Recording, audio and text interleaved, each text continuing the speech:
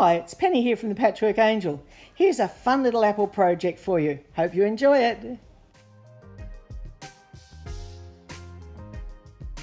So the plan was to make a pumpkin for Halloween, but as you see in the photo starting our video, we actually ended up with an apple. But this is what you'd need to make your pumpkin, and also what you need to make your apple, and I'll show you the apple as we go along. So to make it, you're going to need 16 2.5-inch squares of assorted colours, 4 2.5-inch squares of your background colour, 2 strips 2.5 inches by width of fabric, 2 4.5-inch by 2.5-inch pieces, and a 1-inch piece for the stem, and that can just be a scrappy bit. You can see I've just pulled that off something else, and that will be trimmed down to about 2.5 inches. So that's what you need to get started. So let's get sewing. Here we are back again. So I've now sewn some red squares together. I've changed from orange, you can see the orange still up there, to the red. So these are the 2.5-inch squares we've now put together into a 4x4, which is our 16 squares.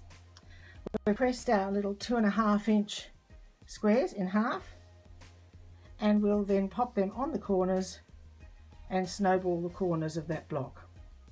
I'll show you that in a sec.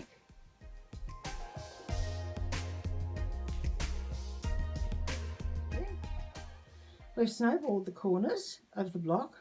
We've actually straightened up these edges a little bit too, because my sewing might have left it a bit to either side. Trimmed back those to about 1/4 inch. You can just do that with your scissors, no need to measure it. And we've got ready the 4.5-inch pieces by 2.5 and the 1-inch piece, and we're going to sew that between, and then we'll trim it back to size. Back sewn. There's the stem in between those two pieces. We've trimmed it back.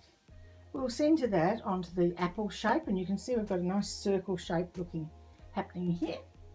And then we'll trim back those sides, and we can start adding some borders and the leaf for the top of the apple. Stems on, all trimmed back up here. We've trimmed this edge here. We're going to add these borders on all the way around. We're going to break all the rules and not measure them. We're just going to sew them on because it's only a small project, so you don't need to measure them. And then we'll do the applique for the leaf. Here we are. Apple's got the borders on. So now I've taken some adhesive web. Some people call it Visifix. We call it adhesive web. I've just drawn a couple of leaves on there, just roughly by hand. That's fine. They can be different because after all, everything in nature is different. Here's a scrap of green fabric. So I'll cut out the leaves. I'll iron them onto the back of the fabric, cut them out exactly, iron them in place, and blanket stitch them down. We've got a video on that in case you need it. So there's our apple all done. Just got to blanket stitch down those leaves and we're done. If you want to make a placemat or mat shape like the one I did for one of my granddaughter's teachers as an apple for the teacher, you can just add a 1-inch strip down each side of the red, a 2.5-inch on each side of the background again. Then you can use a wadding, either Insul Bright or whatever wadding you have. With the backing, I turned it through pillowcase style and then top stitched around the outside edge around here when I'd finished, which makes it look like it's got binding on it. You can do lots of different fruit and vegetables, and I better get on with my pumpkin. I might have it ready for Halloween next year if I'm lucky. So I hope you enjoy this. I hope you have a go at making some, and especially as a great gift for a child's teacher for the end of the year. I think it's terrific. Okay, thanks.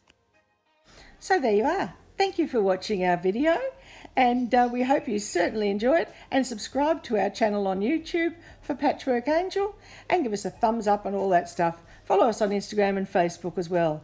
See you soon.